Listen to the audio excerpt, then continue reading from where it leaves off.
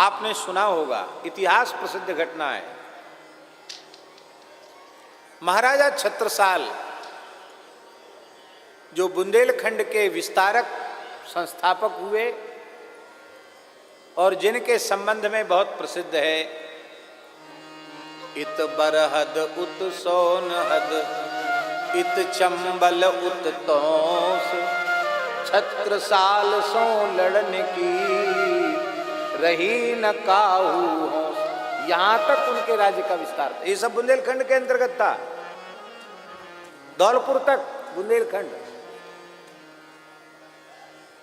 बहुत विराट बुंदेलखंड की सीमा थी। वे महाराजा छत्रसाल परम वीर और परम भगवत भक्त,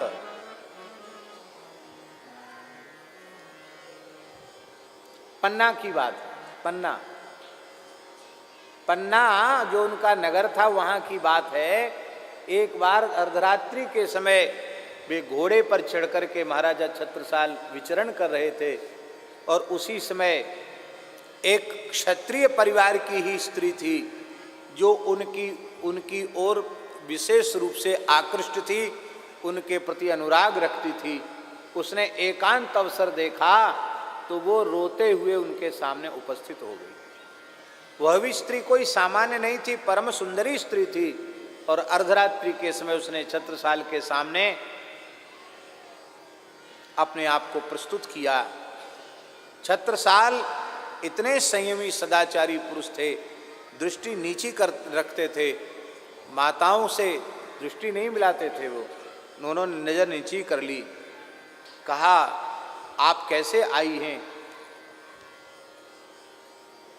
उसने कहा मैं बहुत समय से आपके प्रति प्रेम रखती हूँ, अनुराग रखती हूँ। अब मैं और तो क्या कहूँ, मैं आपके जैसा पुत्र चाहती हूँ। उसने क्या कहा? मैं आपके जैसा पुत्र चाहती हूँ। इतना सुनते ही छत्रसाल घोड़े से उतरे और अपनी पाग, अपनी पगड़ी उस देवी के चरणों में रखकर कहा, आज से यह छत्रसाल ही तुम्हारा पुत्र हुआ। उसकी काम कलुषित भावना नेत्रों के मार्ग से बह गई, उसका रोम रोम खिल गया और उस देवी ने दोनों हाथ सिर पर रखकर कहा, पुत्र यशस्वी भव, विजयी भव, आशीर्वाद दिया।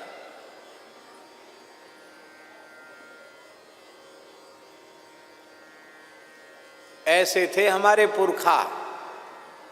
क्योंकि उनमें वैदिक सदाचार की प्रतिष्ठा थी।